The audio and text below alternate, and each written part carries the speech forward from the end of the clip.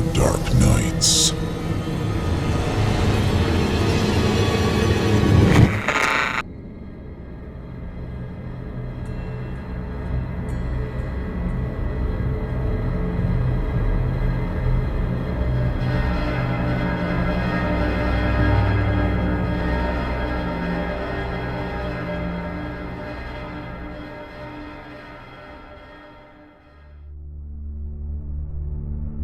Last Kiss.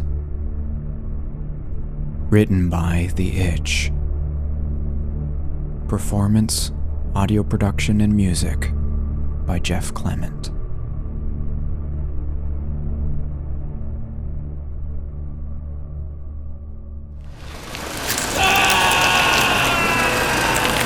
For God's sakes, hit the emergency stop! Hurry! Chuck was getting eaten by the crusher. I ran down the catwalk, hard up in my throat, and the metal wire clanged on my boots. Behind me, I heard the slam I knew to be Dan mashing the big red button with his fist. The crusher's noises slowed to a stop, but Chuck's screaming didn't. He screamed and he screamed and he screamed, and the horrible sound of that screaming echoed out over the plant floor. When I got over to him, he was already halfway in. His face was red and covered in giant beads of sweat. I saw him look up at me, fear in his eyes, and beneath that, there was something even more frightening. Pleading. I grabbed his gloved hand with mine. He clutched it so tight it felt like he was going to tear my damn arm off. But he just kept grabbing harder and harder. His scared eyes looked up at me, all white with tiny black dots in the center. And his mouth was moving real fast. Oh God, Merle, it hurts, oh God! Oh God, Merle, I don't want to die like this! I don't want to die like this! I don't want to die like this, Merle, oh my God! And he just kept looking up at me with those big pleading eyes of his, all full of fear, and crushing my hand and repeating it over and over. And I didn't know what to say or to do. I tried to reassure him despite myself, and the thought of all his insides all ground up not 2 feet away from me inside the mouth of the crusher. I kept looking down into his eyes and saying, "It's okay, Chuck. It's okay. It's okay. Just grab my hand. Just grab my hand." I heard Dan run across the floor behind me, and all the next part was kind of a blur after that. Chuck's terrified eyes staring up at me yelling at Dan to get the foreman, then the police, ambulance, and fire all showing up at the far end, sirens a-blazing. And they all come running, and all the while I'm sitting there staring into Chuck's big white eyes, and he's crushing my hand and telling me he doesn't want to die that way.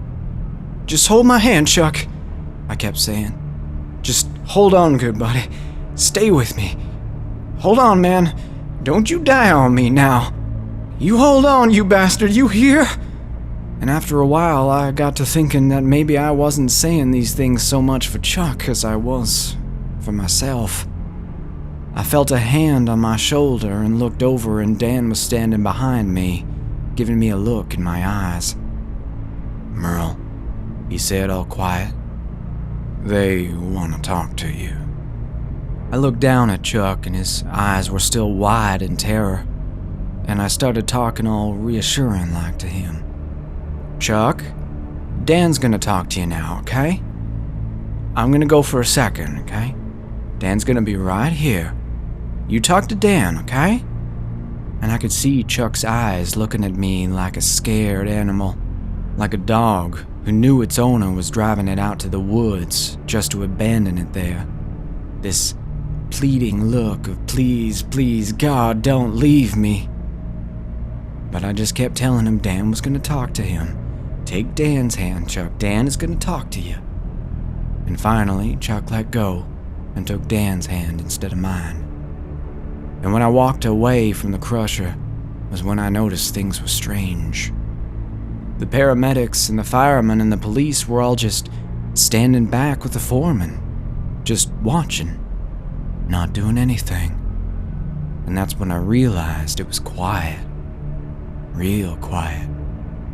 None of the other machines in the plant was running, and the whole plant was totally empty except for the lot of us, as the foreman had sent all the other men home. One of the paramedics stepped forward, and with his eyes looking down at the floor, he said to me all low, "I'm sorry, but he's not gonna make it." And I asked him what he meant, and he made no bones about it. "We all pull Chuck out of there, he's gonna bleed to death fast, given that his insides are all ground up already and half his body's missing and his guts would all just spill out. Nothing to be done about that. But leave him in there, and he was gonna bleed out all the same, only slower, mind you. Of course, the third option was the one no one wanted to think about.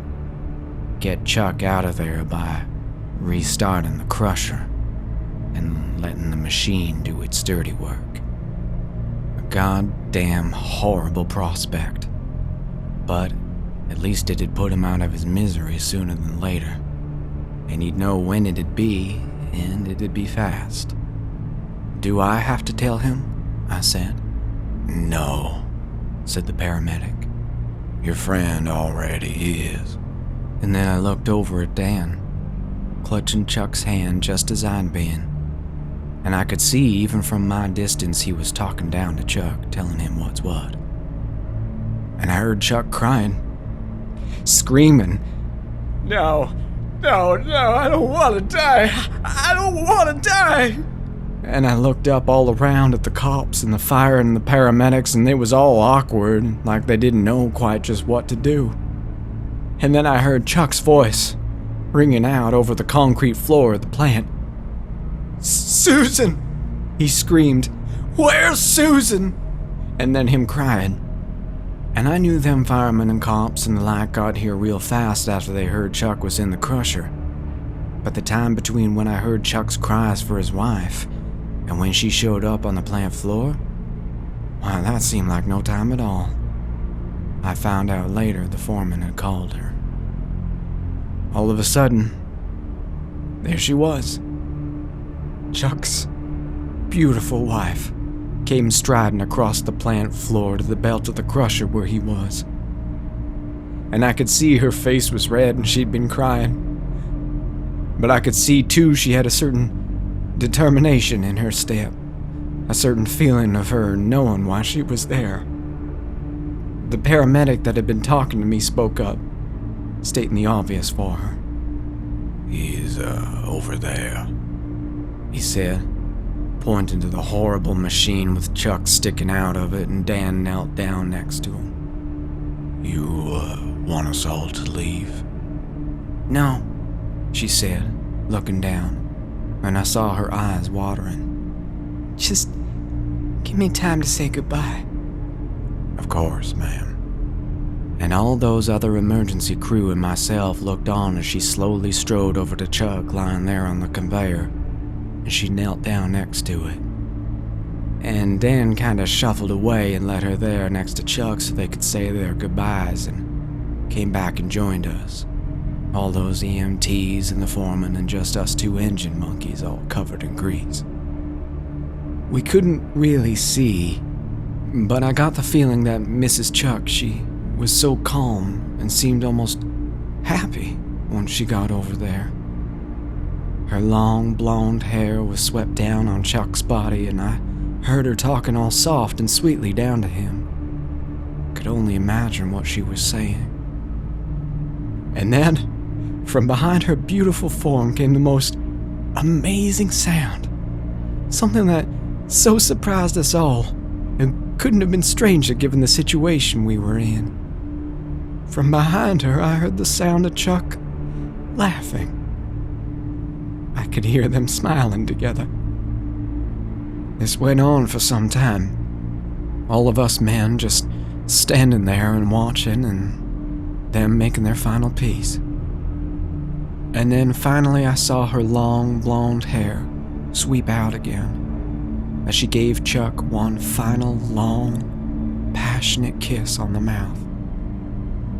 And I tell you, with all the terrible things that was happening that day, that one moment was probably the most goddamn beautiful thing I'd ever seen.